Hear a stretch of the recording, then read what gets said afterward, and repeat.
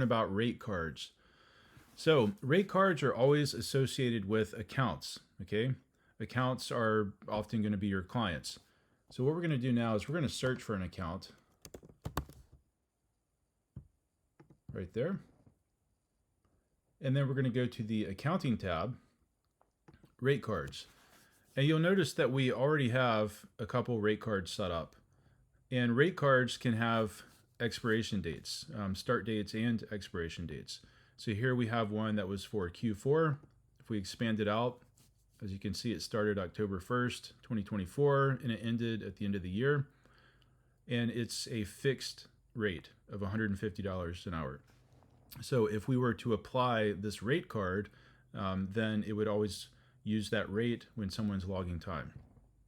Up here, we have a rate card for 2025. And if we expand this one out, you can see that the rate source is pulling from work roles, okay, as opposed to the fixed rate we saw in the previous one. This one's using work roles. And when you make this selection, it will automatically pull in all of the work roles that you've created. And as you can see here, these are the rates, the standard rates for those work roles.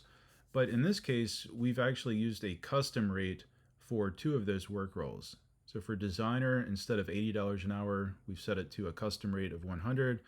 And then with the engineering rate, instead of $175, we've set it to $185. So that way, when a user logs time using either of these roles for that account, then it will apply those custom rates.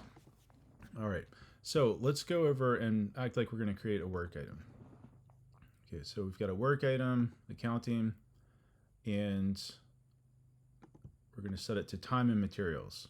Okay, now right now we don't see the rate card option, and that's because we have not selected an account.